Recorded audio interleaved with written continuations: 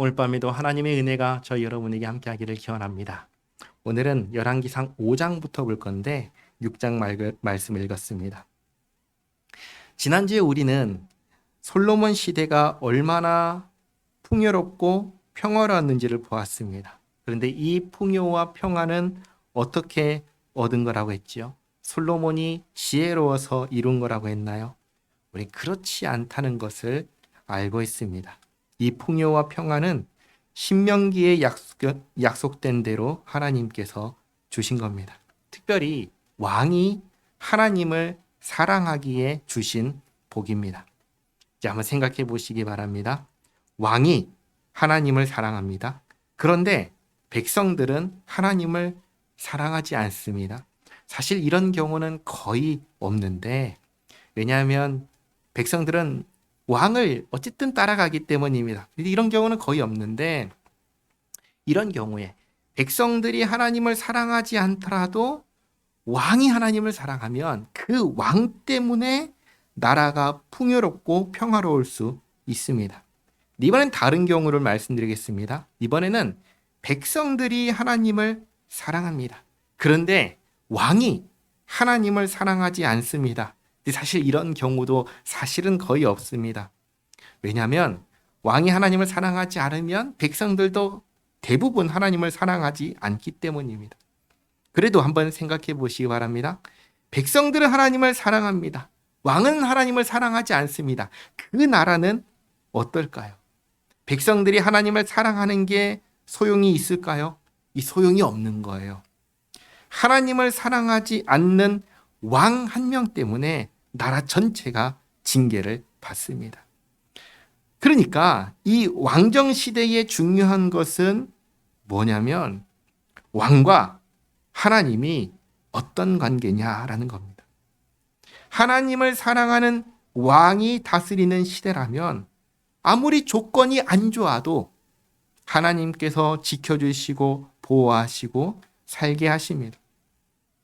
하지만 하나님을 거스르고 대적하는 왕이 다스리는 시대라면 그 시대가 아무리 조건이 좋아도 하나님께서 반드시 징계하십니다. 그 좋은 조건 속에서 하나님을 싫어하는 왕이 다스릴 때에는 그 좋은 조건 속에서 나라가 썩어 문드러지는 것입니다.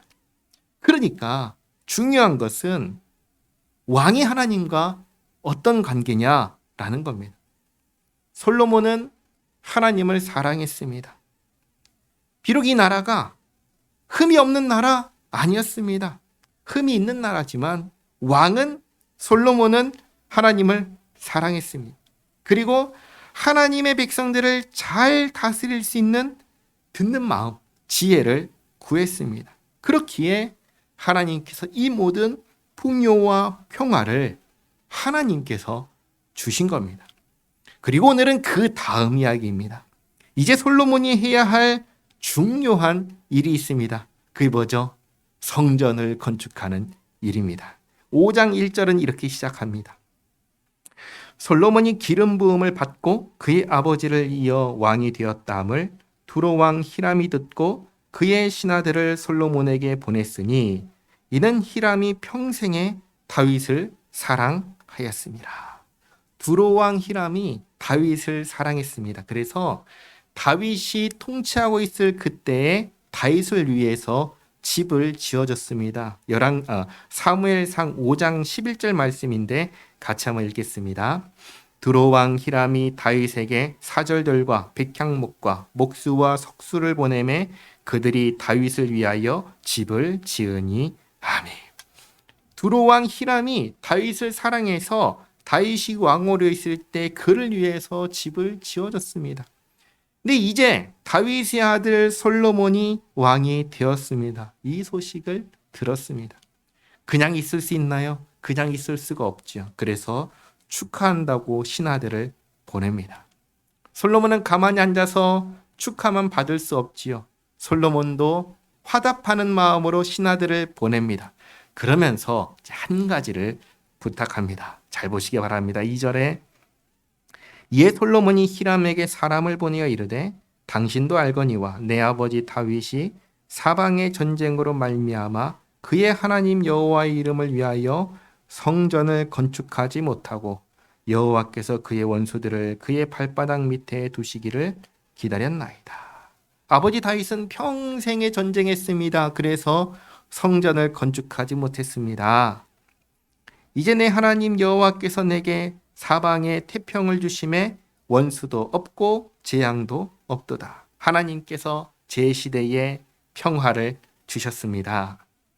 여호와께서 내 아버지 다윗에게 하신 말씀에 내가 너를 이어 내 자리에 오르게 할 내 아들 그가 내 이름을 위하여 성전을 건축하리라 하신 대로 내가 내 하나님 여호와의 이름을 위하여 성전을 건축하려 하오니. 이제 하나님께서 아버지 다윗에게 하신 말씀을 따라 성전을 지으려고 합니다. 당신은 명령을 내려 나를 위하여 레바논에서 백향목을 베어내게 하소서. 내 종과 당신의 종이 함께할 것이요 또 내가 당신의 모든 말씀대로 당신의 종의 삭슬 당신에게 드리리이다. 당신도 알거니와 우리 중에는 시돈 사람처럼 벌목을 잘하는 자가 없나이다. 레바논 백향목을 보내주십시오. 내 종이 당신의 종과 함께할 것이고 당신의 종의 수고비는 내가 주겠습니다. 이 말을 듣고 7절에 히람이 솔로몬의 말을 듣고 크게 기뻐하여 이르되 오늘 여호와를 찬양할지로다. 그가 다윗에게 지혜로운 아들을 주사 그 많은 백성을 다스리게 하셨도다 하고 이에 솔로몬에게 사람을 보내어 이르되 당신이 사람을 보내어 하신 말씀을 내가 들었거니와 내 백향목 제목과 잣나무 제목에 대하여는 당신이 바라시는 대로 할지라.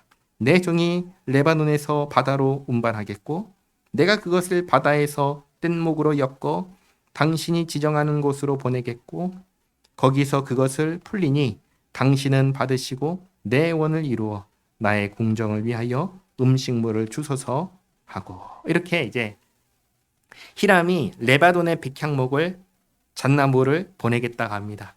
그 당시에는 어떻게 이 나무들을 보냈냐면 뗏목으로 엮어가지고 바다에 띄워서 나무를 보냈습니다. 솔로몬이 정한 곳까지 그렇게 보내겠다는 겁니다. 대신 그 대가로 뭘 달라고 해요? 음식물을 달라고 합니다. 그리고 10절에 솔로몬의 모든 원대로 백향목 제목과 잣나무 제목을 주매 솔로몬이 히람에게 그의 궁정의 음식물로 밀 2만 고루와 맑은 기름 20고루를 주고 해마다 그와 같이 주었더라. 지난주에 봤죠? 1고루는 1.5리터 페트병 몇 개라고 했냐면 147개라고 했습니다. 그러면 밀 2만 고루면 페트병이 몇 개냐면 대략 300만 개입니다. 기름 20고루면 대략 3,000개입니다. 이것을 해마다 보냈으니 솔로몬이 넉넉하게 보상한 겁니다. 12절에 여호와께서 그의 말씀대로 솔로몬에게 지혜를 주신 고로 히람과 솔로몬이 친목하여 두 사람이 함께 약조를 맺었더라. 약조를 맺었다는 것은 계약을 맺었다는 겁니다. 솔로몬은 히람이 보내는 나무들에 만족했고 히람은 솔로몬이 보내주는 밀과 기름에 만족했다는 겁니다. 이에 솔로몬 왕이 온 이스라엘 가운데서 역군을 불러일으키니 그 역군의 수가 3만 명이라. 이스라엘 전체에서 역군을 세웠는데 3만 명입니다. 솔로몬이 그들을 한 달에 10,000명씩 번갈아 레바논으로 보내매 그들이 한 달은 레바논에 있고 두 달은 집에 있으며 아도니람은 감독관이 되었다. 이 3만 명은 뭐 하는 사람들이냐면 레바논에 가가지고 나무를 가져오는 사람들입니다. 근데 한 번에 이 3만 명이 다 가는 게 아니라 3교대입니다. 1만 명이 먼저 가서 한 달 동안 일을 하고 그 다음에 돌아오면 그 다음 10,000명이 가가지고 한 달을 일하고 그 다음 또 10,000명이 가서 한 달을 일합니다. 이렇게 3교대로 3개월에 한 번씩 가서 나무를 가져오게 하였습니다. 그런데 이게 다가 아니죠. 15절 보시면 솔로몬에게 또 짐꾼이 7만 명이요 산에서 돌을 뜨는 자가 8만 명이며 이 외에 그 사역을 감독하는 관리가 3,300명이라. 그들이 일하는 백성을 거느렸더라. 관리하는 사람이 3,300명입니다. 짐꾼은 7만 명입니다. 돌을 가져오는 사람은 8만 명입니다. 성전 공사하는데 몇 명이 동원됐어요? 대략 19만 명이 동원된 겁니다. 어마어마한 숫자가 동원되었습니다. 17절 이에 왕이 명령을 내려 크고 귀한 돌을 떠다가 다듬어서 성전의 기초석으로 놓게 하매 솔로몬의 건축자와 히람의 건축자와 그발 사람이 그 돌을 다듬고 성전을 건축하기 위하여 제목과 돌들을 갖추니라. 자, 그리고 6장입니다. 6장 1절은 우리에게 중요한 정보를 제공합니다. 1절 말씀 이스라엘 자손이 애굽 땅에서 나온 지 480년이요 솔로몬이 이스라엘 왕이 된 지 4년 12월 곧 둘째 달에 솔로몬이 여호와를 위하여 성전 건축하기를 시작하였더라. 솔로몬이 성전을 건축을 시작한 때가 언제냐면 주전 944년입니다.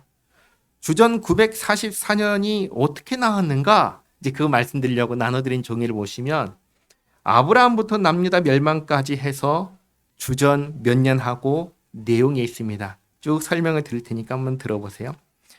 주전 586년에 남유다가 멸망을 합니다.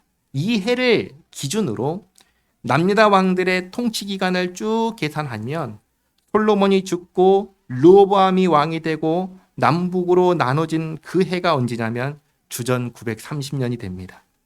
솔로몬이 40년을 통치했다고 합니다. 그러니까 솔로몬이 통치를 시작한 해는 주전 970년입니다.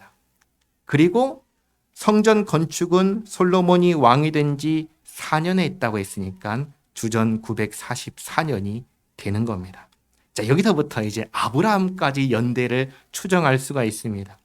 성전을 건축하기 시작하기 전 480년 전에 출애굽을 했다고 했습니다. 그러면 출애굽을 언제 했는지 알 수 있죠. 주전 1446년입니다. 그리고 출애굽하는 그 날부터 430년 전에 애굽에 들어왔다. 성경은 그렇게 기록합니다. 그러면 애굽에 들어간 때가 언제가 되냐면 주전 1876년입니다. 애굽에 들어갔을 때 야곱의 나이가 130세라고 합니다. 그러면 야곱이 태어났을 때의 때는 언제냐면 주전 2006년이 됩니다. 그리고 그때 야곱을 낳았을 때 이삭의 나이는 60세라고 성경이 가르쳐 줍니다. 그럼 이삭이 태어났을 때는 언제냐면 주전 2066년이 됩니다. 그리고 그때 아브라함의 나이가 100세였습니다. 아브라함이 100세 때 이삭을 낳았다고 하죠. 그러니까 아브라함이 태어났을 때는 언제가 되냐면 그로부터 100년 전이니까 주전 2166년이 되고, 그리고 아브라함이 하나님의 말씀을 듣고 하란을 떠난 때가 그 나이가 언제냐면 75세라고 합니다. 그러니까 주전 2091년에 주님께서 아브라함을 부르신 것이 됩니다. 갑자기 이 연도를 쭉 말씀드린 이유는 성경의 이 모든 이야기가 사실이다라는 것을 말씀드리기 위해서입니다. 인류의 흐르는 역사 속에서 하나님의 구원의 역사가 펼쳐지는 겁니다. 자, 그리고 이제 2절부터 또 보겠습니다. 솔로몬 왕이 여호와를 위하여 건축한 성전은 길이가 60규빗이요 너비가 20규빗이요 높이가 30규빗이다. 길이가 60규빗이면 1규빗을 팔꿈치에서 가운데 손가락까지라고 했을 때 제 팔로 45cm, 대략 50cm라고 했습니다. 50cm로 계산하면 길이는 30m고 너비는 20규빗이니까 10m고 높이는 30규빗이니까 15m입니다. 근데 이것을 제가 나눠드린 종이 뒷장을 보시면 솔로몬 성전이라고 해서 그림을 간단하게 그려놨습니다. 이 기다란 네모 박스가 이 성전입니다. 가운데 성소와 지성소를 합쳐서 성전이라고 부르는데 이 길이가 60규빗, 너비가 20규빗입니다. 높이는 평면으로는 표시할 수 없어서 생략을 했습니다. 3절에 성전의 성소 앞 주랑의 길이는 성전의 너비와 같이 20규빗이요. 그 너비는 성전 앞에서부터 10규빗이며 라고 하지요. 이 주랑이 뭐냐면 성전 입구에 있는 벽은 없고 기둥만 있는 통로를 말합니다. 기둥만 있는 통로의 길이가 20규빗이면 길죠. 10m고 너비가 10규빗이면 5m입니다. 그래서 나눠드린 종이 보시면 주랑 해가지고 문 밑에 있죠. 길게 있죠. 10m고 너비가 5m입니다. 그 다음 4절 보시면 성전을 위하여 창틀 있는 붙박이 창문을 내고 또 성전의 벽, 곧 성소와 지성소의 벽에 연접하여 돌아가며 다락들을 건축하되 다락마다 돌아가며 골방들을 만들었으니 하층 다락의 너비는 5규빗이요 중층 다락의 너비는 6규빗이요 셋째층 다락의 너비는 7규빗이라. 성전의 벽 바깥으로 돌아가며 턱을 내어 골방 들보들로 성전의 벽에 박히지 아니하게 하였으며. 그러니까 성전 벽 바깥으로 3층 다락방을 만들었습니다. 이제 나눠드린 종이 보시면 성수하고 지성수 옆에 다락방 골방이라고 있죠. 이 붙여놓은 겁니다. 옆에다가. 특이한 것은 이 3층 다락방은 1층이 가장 좁고 3층이 가장 넓습니다. 그 다음 7절 보시면 이 성전은 건축할 때 돌을 그 뜨는 곳에서 다듬고 가져다가 건축하였으므로 건축하는 동안에 성전 속에서는 방망이나 도끼나 모든 철 연장 소리가 들리지 아니하였다. 왜 이렇게 했을까요? 이 성전은 하나님이 계신 곳이니까 여기에선 일체의 소리를 내지 않은 겁니다. 전부 다 밖에서 다 다듬고 준비해서 가지고 와서는 조립만 한 겁니다. 8절 중층 골방의 문은 성전 오른쪽에 있는데 나사 모양 층계로 말미암아 하층에서 중층에 오르고 중층에서 셋째 층에 오르게 하였더라. 이 전부 다 골방 얘기입니다. 다락방 얘기입니다. 9절 성전의 건축을 마치니라. 이게 이제 외부의 건축을 마쳤다는 겁니다. 내부에 대해서 내부 장식까지 끝났다는 게 아닙니다. 이제부터는 내부 장식에 대해서 말씀하십니다. 그 성전은 백향목 석가래와 널판으로 덮었고 또 온 성전으로 돌아가며 높이가 5규빗 되는 다락방을 건축하되 백향목 들보로 성전에 연접하게 하였더라. 성전은 돌로 건축했는데 내부는 거기에 백향목으로 장식을 했습니다. 자, 여기까지 작업했을 때 하나님께서 솔로몬에게 중요한 말씀을 하십니다. 오늘 읽었던 말씀인데요. 여호와의 말씀이 솔로몬에게 임하여 이르시되 내가 지금 이 성전을 건축하니 내가 만일 내 법도를 따르며 내 율례를 행하며 내 모든 계명을 지켜 그대로 행하면 내가 내 아버지 다윗에게 한 말을 내게 확실히 이룰 것이요 내가 또한 이스라엘 자손 가운데 거하며 내 백성 이스라엘을 버리지 아니하리라 하셨더라. 하나님께서 솔로몬이 어떻게 하면 다윗에게 한 말을 솔로몬에게서 이루시고 또 이스라엘을 버리지 않겠다고 하셨습니까? 어떻게 하면이죠? 하나님의 법도를 따르고 하나님의 율례를 행하고 하나님의 계명을 지켜 행하면입니다. 다르게 말하면 순종을 조건으로 내가 너희와 함께하며 이 모든 것을 이루겠다고 약속하신 겁니다. 그럼 반대로 불순종하면 어떻게 될까요? 모든 게 다 없던 일이 되는 겁니다. 자, 그런데 지난주에도 보았지만 솔로몬은 하나님을 사랑했다고 했나요? 미워했다고 했나요? 사랑했다고 했습니다. 자, 그러면 하나님을 사랑한다면 순종할까요? 불순종할까요? 당연히 순종하죠. 그렇죠? 그러니까 사실 하나님의 말씀은 너무나 당연한 말씀을 하신 겁니다. 순종하면이라는 조건을 달았지만 사랑하고 있잖아요. 사랑하면 순종하는 것은 당연했기에 오히려 다윗에게 한 말을 이뤄주겠다. 이스라엘을 버리지 않겠다. 내가 너희와 함께하겠다. 라고 말씀하신 것입니다. 그러면서 중요한 한 가지를 더 말씀드립니다. 지금 하나님의 이 말씀 가운데 성전에 대한 말씀이 하나라도 있나요? 없다는 것에 주목해야 됩니다. 이 성전을 어떻게 짓고 있구나, 잘 짓고 있구나, 이런 말씀이 일체 없으셔요. 그럼 무엇을 의미할까요? 성전보다 더 중요한 게 있다는 겁니다. 성전을 지어도 내가 여기 있느냐 없느냐는 성전을 여기에 세운 것에 달린 게 아니라는 겁니다. 하나님께서 여기에 거하시고 다윗과 하신 약속을 지키시고 그리고 이스라엘을 지키시고 보호하신 하나님께서 그 일을 하실 때에는 성전이 여기 있어서가 아니라 네가 내 말에 순종하면 그러면 내가 너와 함께한다. 그 말씀을 하시는 겁니다. 성전보다 더 중요한 게 뭐예요? 하나님 말씀에 순종하느냐. 그게 더 중요하다는 사실입니다. 자, 다시 14절 보시면 솔로몬이 성전 건축하기를 마치고 외부 공사를 마쳤다는 겁니다. 외부 공사를 마치고 이제 내부 공사를 시작합니다. 15절. 백향목 널판으로 성전의 안벽 곧 성전 마루에서 천장까지의 벽에 입히고 또 잣나무 널판으로 성전 마루를 놓고 또 성전 뒤쪽에서부터 20규빗 되는 곳에 마루에서 천장까지 백향목 널판으로 가로막아 성전의 내소 곧 지성소를 만들었으며 내소 앞에 있는 외소 곧 성소의 길이가 40규빗이며 성전 안에 내소가 있고 외소가 있습니다.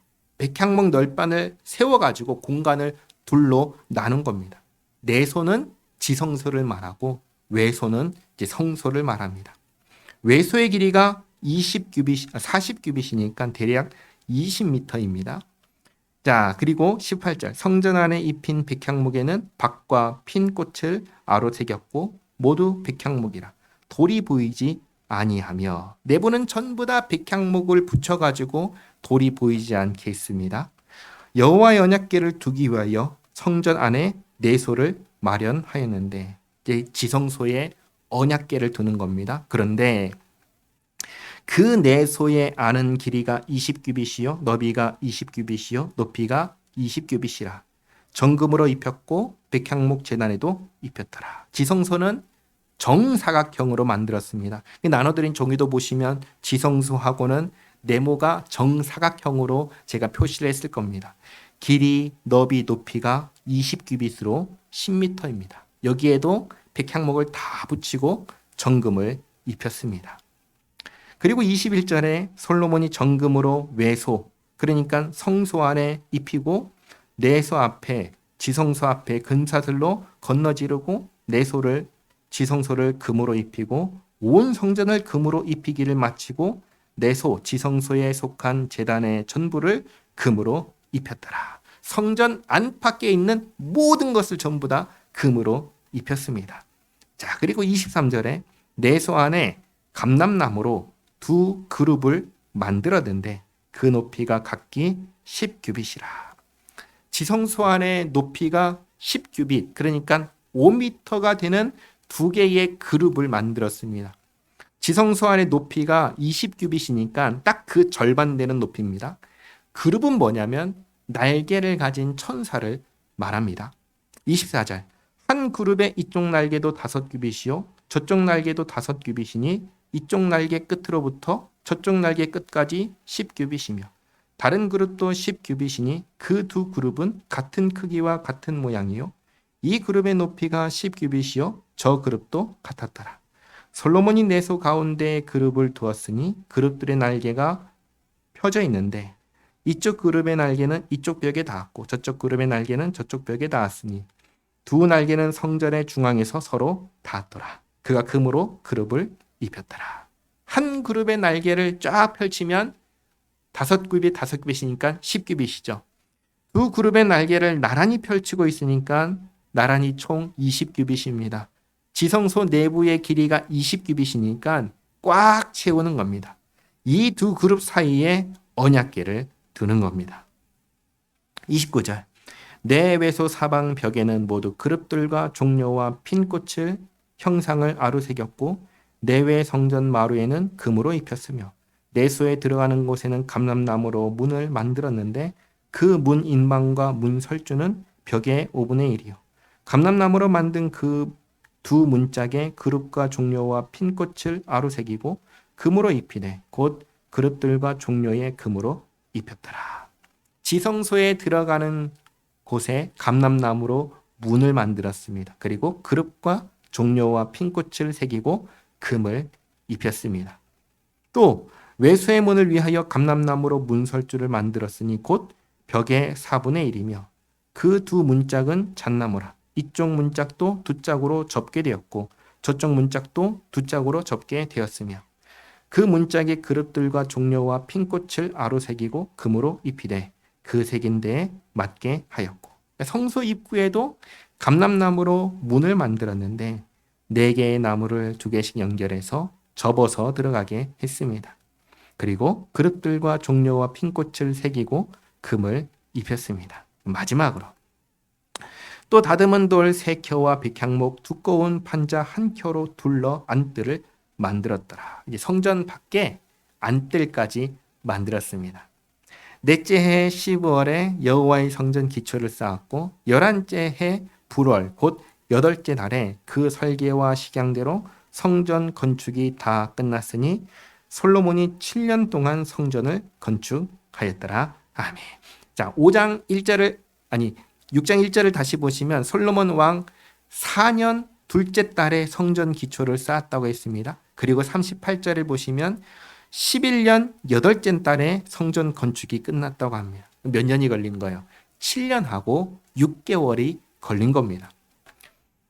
주전 966년에 시작해서 대략 주전 959년에 마쳤습니다. 이 성전을 이제 솔로몬 성전이라고 합니다. 자, 이제 한 가지 생각해 보시겠습니다.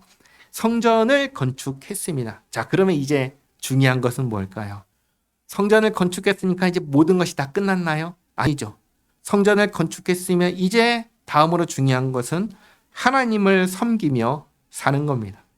성전을 완공하기 전 하나님께서 솔로몬에게 하신 말씀이 중요합니다. 이게 실행되지 않으면 성전은 아무 의미가 없습니다.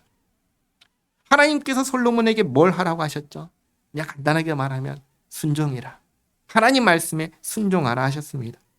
성전이 아무리 훌륭하게 지었어도 하나님 말씀에 순종하지 않으면 아무 소용이 없는 겁니다. 누가복음 21장 5절과 6절 말씀을 보시면 이것은 예수님께서 성전을 두고 하신 말씀인데 같이 한번 읽어보겠습니다. 어떤 사람들이 성전을 가리켜 그 아름다운 돌과 헌물로 꾸민 것을 말하매 예수께서 이르시되 너희 보는 이것들이 날이 이르면 돌 하나도 돌 위에 남지 않고 다 무너뜨려지리라. 아멘. 사람들이 예수님께 이 성전의 아름다움을 말했습니다.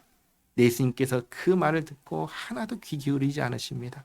예수님께서 하신 말씀은 그렇게 아름답고 자랑스러운 이 성전 돌 하나도 돌 위에 남지 않고 다 무너진다고 하셨습니다.